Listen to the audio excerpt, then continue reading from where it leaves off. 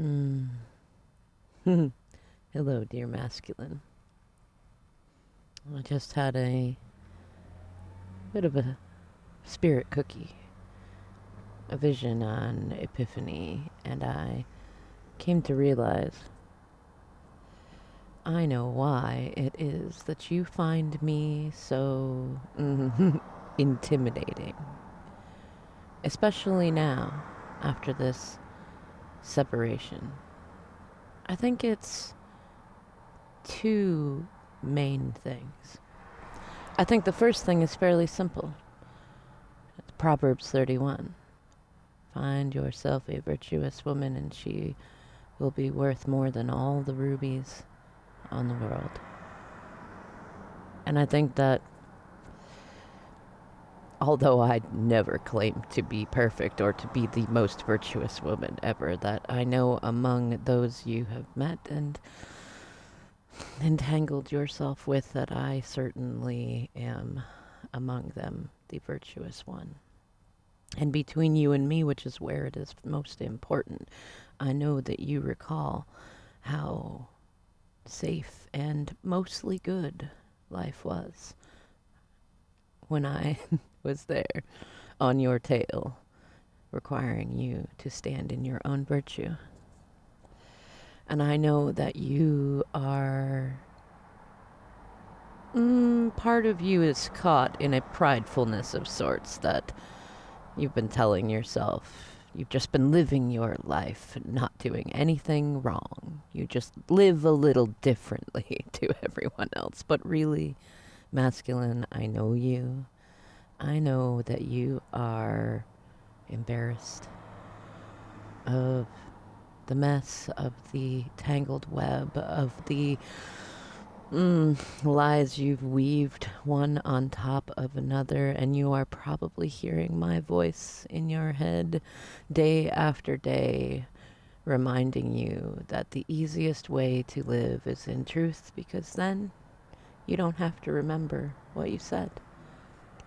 You don't have to remember what you told someone versus what you really did. And I think that leads to the second reason you find me so intimidating, is because you would like to lie and give me the impression that it is all rainbows and roses and that you're living a Beaver Cleaver, Brady Bunch, Stepford Wives sort of life, and that it's all good in your kingdom.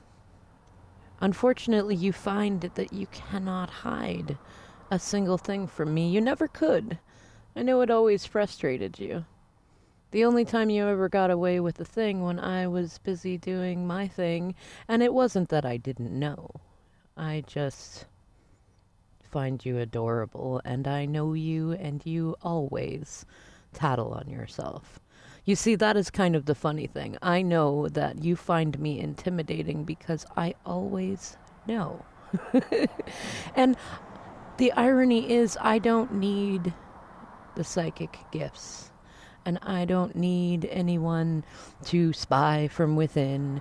I don't need any sort of intel. All I must do is wait. Because I see you, and I know you, and I feel you. And I know that you try as hard as you might, cannot wait to tell me everything. I see it most especially when we must meet, when you cannot stand it any longer, and you find any reason that seems logical to the court of public opinion for coming to see me, and then you try, oh, you try, it is so cute. You try not to tell me what is really going on, and yet it still leaks out, little by little. Often it's distorted because you are trying so hard, because I know, my love, that you remember how easy it has always been to tell me everything. From the day that we met to the day that you left, I have never judged you. And yes, I have said dear masculine, you need to stand in your truth. You need to have good boundaries and you need to grow.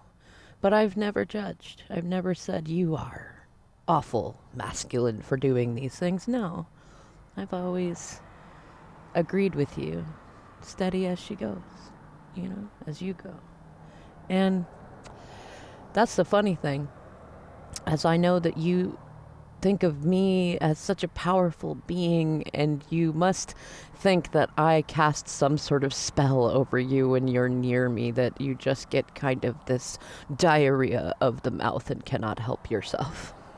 And then you try to convince yourself and me that you never said a thing, that life is perfect, until you fall back into telling me things that you wish you wouldn't, because I know you regret leaving.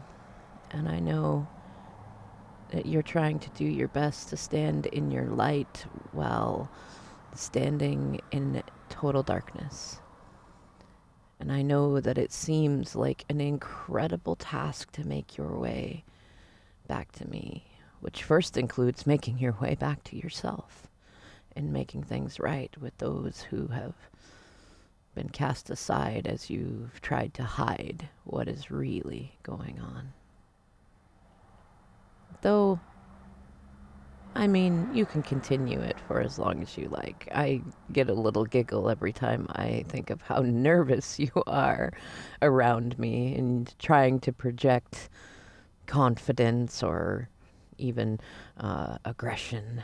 And I cannot help but smile these days because I know what it really means. And I've no need for control and no need to rush anything. I enjoy my life when you're in it and when you're not. Granted, it's so much more fun, I think, when we have the two of us to help build that synastry. But, dear masculine, I am not in any rush. I know you must learn all the lessons that you are learning, and you must do it in your own time and your own pace. And I know that when you are ready, when the fruit is ripe, when the time is divine, you will feel the greatest relief in it never again having to hide a thing from me, which you know I know anyways. And that's the funny thing. And it's just always going to be so adorable how you try to hide it and how you think you can. And it's fine, dear masculine. You can write this chapter any way you like.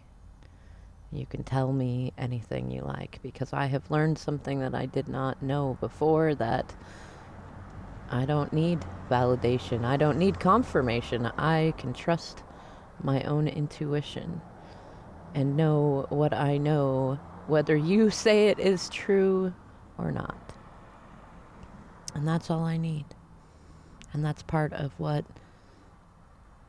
Spirit uses to help confirm for me when I no longer need it, that you are still so wrapped up in the story of you and me that it is